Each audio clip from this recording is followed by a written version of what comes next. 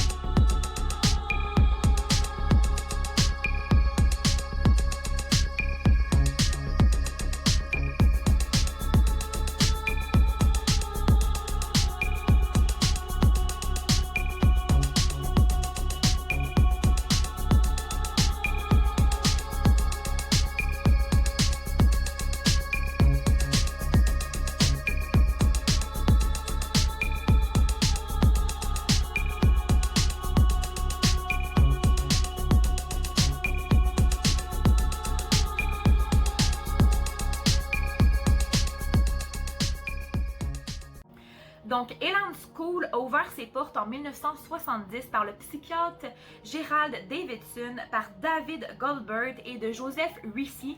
Recy qui était un ancien héroïnomane et au départ, l'école servait à changer le comportement justement des personnes droguées. Donc, c'est un peu comme une thérapie qui consistait à faire le même système que Synanon qui justement, lui, consiste à donner une thérapie violente aux patients, donc de la maltraitance physique, mais aussi de la maltraitance psychologique.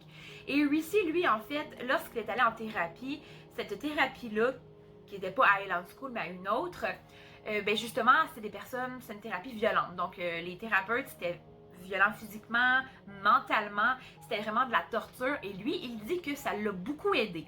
Donc, à partir de ce qu'il a vécu, il a voulu ouvrir une école, une thérapie, un internat, un pensionnat pour justement aider les jeunes avec leurs problèmes de drogue. Pour lui, ça a fonctionné. Dès 1975, il y a des plaintes qui vont se faire à Elan School parce qu'il y a beaucoup d'élèves qui ont tenté de s'enfuir. Il y en a certains qui ont réussi à s'enfuir et qui sont allés pleurer dans les bras de leur mère, de leurs parents, parce que il disait que le psychiatre et les professeurs de Elan School étaient violents physiquement, mentalement, qui disaient des choses extrêmement méchantes, que c'était vraiment de la torture.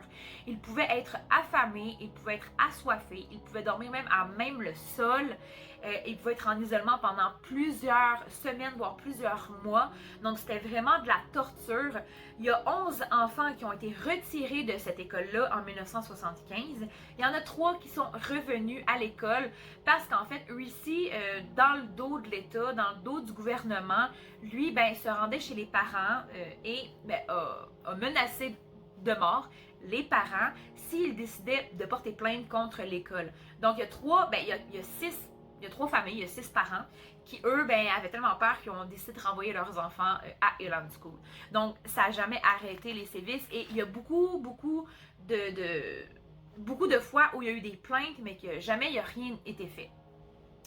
Donc là, de 1978 à 1979, donc pendant 1 an de temps, chaque semaine, il y a des médecins et des intervenants qui vont aller à Elan School, qui vont visiter les lieux, qui vont vraiment comme essayer de regarder si tout va bien. C'est un peu comme la DPJ finalement, là. Mais personne ne va rien dire encore une fois parce que tout a l'air nickel, tout a l'air parfait. Quand le médecin, quand les intervenants sont là, il ne se passe jamais rien de mal et les élèves sont tellement... ils ont tellement été lavés, c'est un lavage de cerveau, que les élèves ont l'air presque même normal, ont l'air zombies. Donc, c'est sûr que les médecins croyaient, tu sais, quand ils rentraient dans l'école, c'était un peu bizarre là, comme ambiance, là, comme relation et tout, mais il n'y avait pas l'air d'avoir de violence. Le 23 mars 2011, c'est là que Elan School va annoncer qu'elle va fermer ses portes, soit le 1er avril 2011, donc quelques temps après.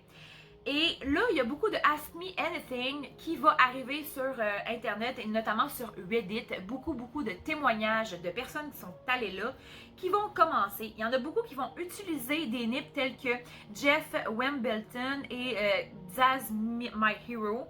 Donc ça, c'est comme pas mal les 3 les trois pseudonymes qui vont être utilisés sur Reddit pour les gens qui ont été victimes en fait de Elan School. Donc là, je vais vous raconter certains témoignages, vous allez voir, c'est ahurissant. Donc, le premier témoignage, c'était de Jazz My Hero sur Reddit et lui, il raconte: les élèves qui entraient dans cette école étaient soit des enfants avec des troubles de comportement, soit en troubles d'apprentissage. Il manquait de respect à leurs parents, mais il n'y a pas eu d'enfants qui méritaient de se faire traiter de la sorte. Il n'y avait pas de meurtriers, il n'y avait pas de pédophiles, il n'y avait pas... c'était des adolescents, là. C'était entre 12 et 18 ans, c'est des enfants, c'est des adolescents, là. Personne ne méritait de se faire maltraiter là-bas. Et là, il dit « Ask me anything », ça c'est en gros. Ensuite, il va raconter vraiment ce qu'il a vécu là-bas. Donc la traduction, ça a été un petit peu difficile, là, mais en tout cas, il y avait un ring de boxe dans l'école où nous étions forcés d'y participer même si nous n'avions rien fait. Donc, pour punir un élève, les autres élèves entraient dans le ring et parfois il pouvait être 2-3 élèves contre un élève. C'est fou, là. Nous étions forcés d'être en isolement si nous avions fait quelque chose de pas correct. Pendant plusieurs semaines, voire plusieurs mois, nous dormions sur le sol ou dans un matelas pourri. Ils venaient apporter le matelas à minuit et ils l'enlevaient à 7 h du matin. Donc, chaque nuit, il n'avait qu'environ 7 heures de sommeil, mais on s'entend que tu t'endors pas tout de suite, là. Des fois ça peut prendre 1 heure. Donc si on calcule entre 5 et 6 heures de sommeil par nuit, ce qui est vraiment pas beaucoup, comparé au nombre de temps que tu es debout, puis on s'entend qu'un adolescent, il doit dormir entre 7 et 9 heures, même 10 heures par nuit. Donc c'est vraiment pas beaucoup. Ensuite, il dit: nous avons tous été obligés de participer à l'assemblée générale où tout le monde se met en rond autour d'une personne qui a fait quelque chose de pas correct. On doit la frapper, lui crier des insultes, la torturer mentalement et psychologiquement. Donc, il y avait de la hiérarchie, en fait, dans cette école. Il y avait les non-forces et les forces. Bon, et les professeurs, mais ça, on va y revenir par la suite. Donc, entre les élèves de ce pensionnat-là, de cet internat-là, il y avait 2 rangs. Il y avait le rang des forces et le rang des non-forces. Donc, les forces, c'était ceux qui avaient gradué dans l'échelon, qui n'étaient plus nouveaux à l'école. C'était eux qui devaient torturer les nouveaux élèves pour justement voir leur endurance et voir que, il est endurant finalement. Et il y avait les non-forces qui, eux, étaient les nouveaux élèves. Donc, être nouveau, ça pouvait signifier que tu étais nouveau pendant 6 mois, 1 an et demi. Donc, tu pouvais être de 0 à 1 an et demi là, à te faire torturer mentalement et physiquement, là. Voilà, donc là, il disait aussi que souvent, pour punir un élève, on ne lui donne pas d'eau pendant plusieurs jours. On ne lui donne pas à manger pendant plusieurs jours aussi. Donc, les élèves étaient affamés, étaient assoiffés. Certains devaient frapper avec les objets qu'ils trouvaient, là, des balais, des mops, des vadrouilles, tout ça. C'était vraiment de la torture. Il y a un autre témoignage aussi que j'ai réussi à avoir.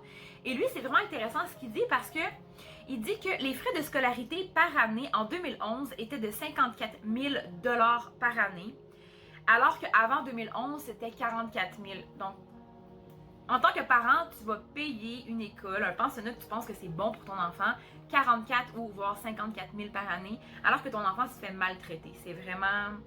Mais je vais vous expliquer pourquoi, justement, les parents n'étaient pas nécessairement au courant que leurs enfants se faisaient maltraiter. Elan gagnait de l'argent, justement, en fonction du temps que l'enfant passait à l'école. Il fallait que l'enfant passe 7 promotions qui duraient environ 3 mois.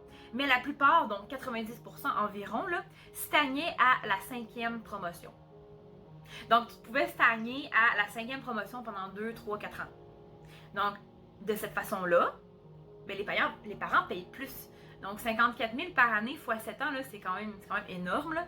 Et justement, Elan School s'arrangeait pour que l'enfant stagne, pour avoir des explications, des excuses à donner aux parents pourquoi l'enfant stagnait. Ah, mais il n'est pas très bon en maths, il n'a rien appris, il ne rend pas ses devoirs et tout, donc on doit le faire stagner, on ne peut pas le faire passer.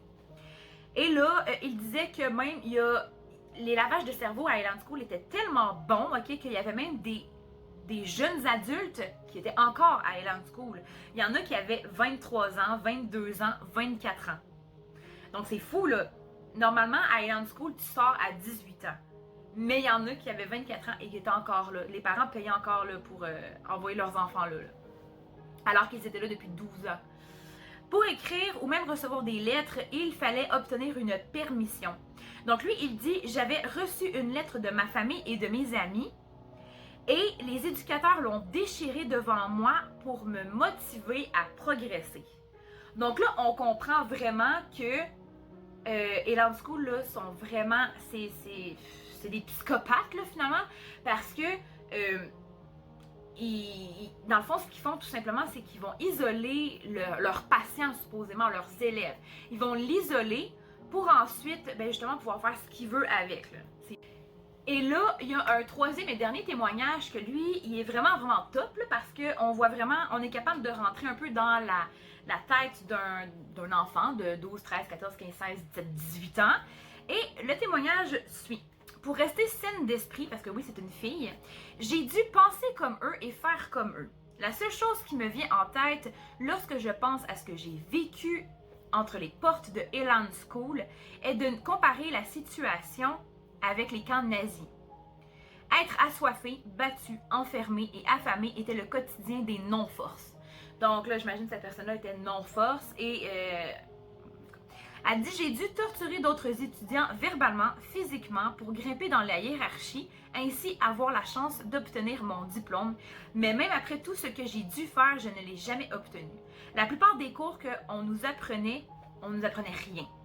Les professeurs n'en étaient pas. C'était seulement d'anciens élèves déguisés en figures d'autorité. » Donc, en fait, les professeurs de Elan School, c'était pas des professeurs, c'était d'anciens patient qui avait séjourné à Elan School et que, rendu à l'âge adulte, il avait été engagé par Elan School justement pour continuer la torture physique et mentale des étudiants. Parce que selon Reese, c'était super top, c'était la qualité là, pour changer le comportement d'un enfant. Le 30 octobre 1975, Martha Moxley se rend avec plusieurs amis chez la famille Skakel, qui est composée de deux frères, donc Thomas et Michael. Et au courant de la soirée, Martha se rapproche de Thomas, ils vont flirter ensemble, ils vont même s'embrasser langoureusement. Et la dernière fois que Martha va être vue, ça va être en compagnie justement de Thomas à 21h30. Le lendemain matin, le corps sans vie de Martha va être retrouvé dans la cour de la famille Skakel. Elle était nue, ses pantalons avaient été baissés, son chemisier remonté. Il n'y avait pas de traces d'agression sexuelle, mais à côté d'elle, il y avait des articles de golf, donc un manche de golf. Et l'autopsie va révéler en fait que Martha a été battue à mort avec ce chose de golf-là. Donc là, il va y avoir un procès qui va s'ouvrir parce que finalement, le seul suspect, le seul témoin, c'est Thomas, parce que c'est la dernière personne qu'on a vue avec Martha. Mais finalement, il n'y aura pas assez de preuves pour l'inculper parce que le club de golf, en fait, il venait de la famille Skakel, donc ça aurait pu être n'importe qui. Mais il n'y a pas, en 1975, l'ADN, c'est pas top.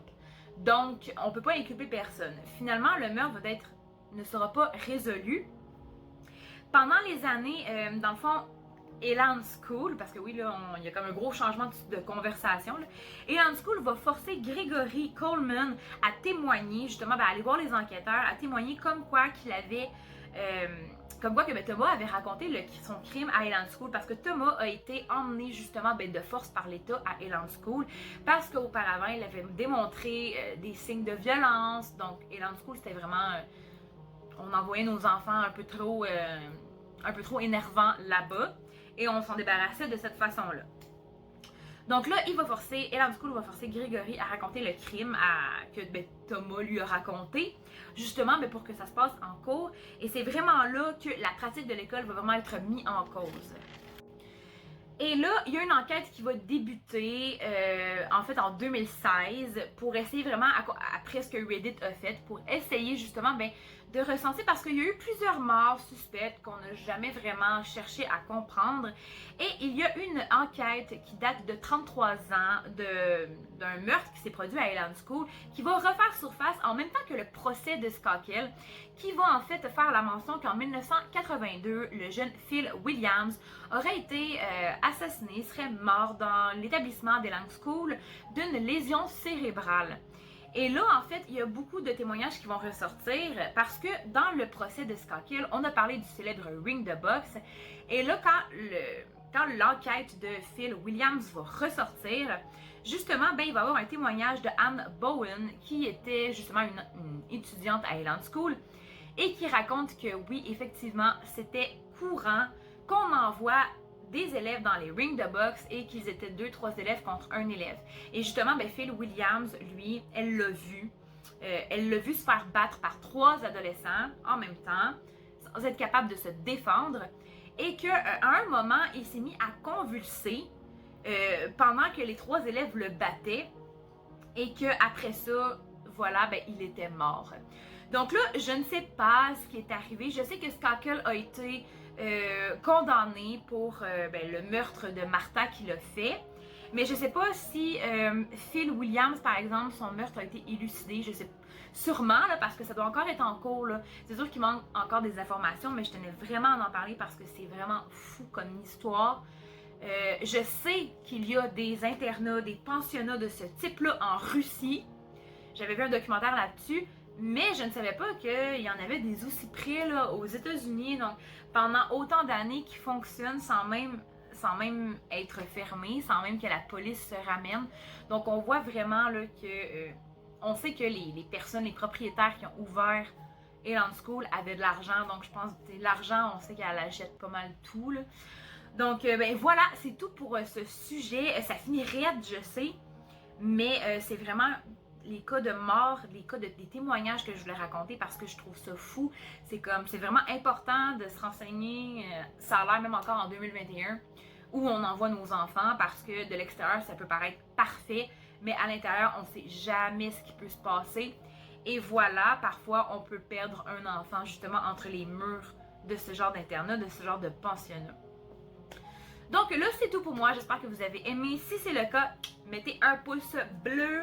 Sinon, allez vous abonner sur ma chaîne. Vous pouvez aussi aller voir de quoi je parle. Évidemment, True Crime. Donc, voilà. Vous pouvez aussi passer une excellente soirée, une excellente journée. Et n'oubliez pas de prendre un grand soin de vous avant de prendre soin des autres. Gros bisous à vous. Ciao! Let's go!